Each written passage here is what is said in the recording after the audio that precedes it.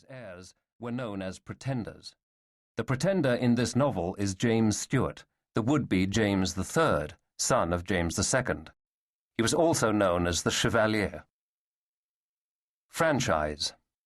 Who was permitted to vote in 18th century Britain and who was not can seem a very complicated issue to modern readers.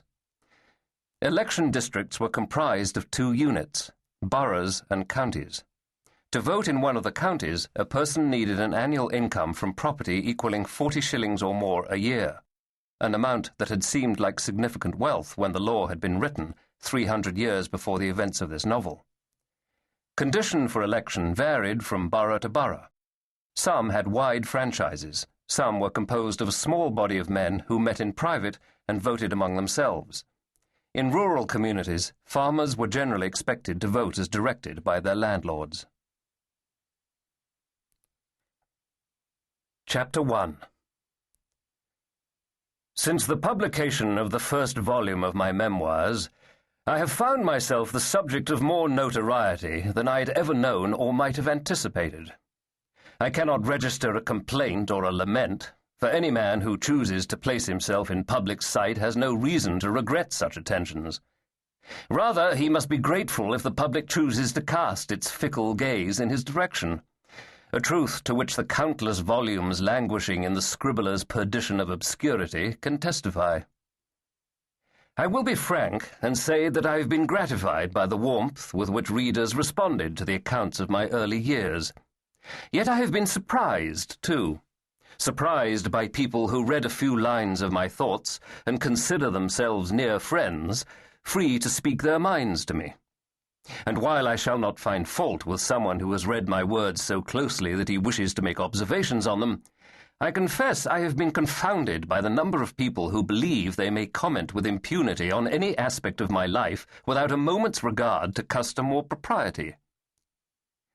Some months after publishing my little volume, I sat at a supper gathering, speaking of a particularly noxious criminal I intended to bring to justice. A young spark, on whom I had never before set eyes, turned to me and said that this fellow had better be careful, lest he meet the same end as Walter Yate. Here he simpered, as though he and I shared a secret. My amazement was such that I did not say a word. I had not thought about Walter Yate in some time, and I had no idea that his name had retained any currency after so many years. But I was to discover that, while I had not contemplated this poor fellow, others had. Not a fortnight later, another man, also a stranger, commented on a difficulty I faced by saying I should manage that affair in the same fashion that I had managed my business with Walter Yate.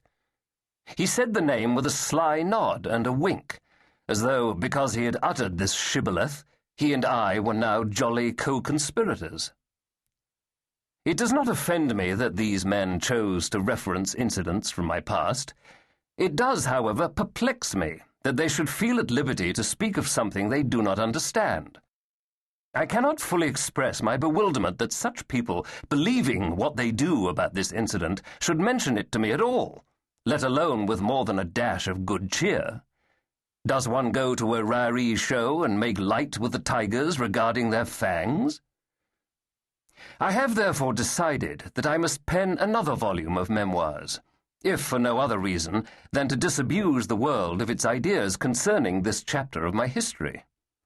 I wish no more to hear the name Walter Yate spoken in naughty and secretive tones. This man, to the best of my knowledge, did nothing to deserve becoming the subject of a private titter.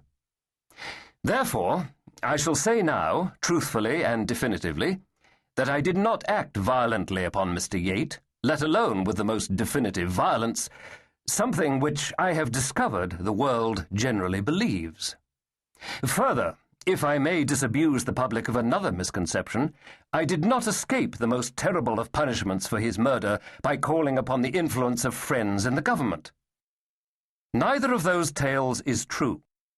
I had never known of these rumors because no one had ever spoken them to me before. But now, having published a few words of my life, I am every man's friend. Let me, then, do the friendly service of revealing the facts about the incident, if for no other reason than that it might be spoken of no more.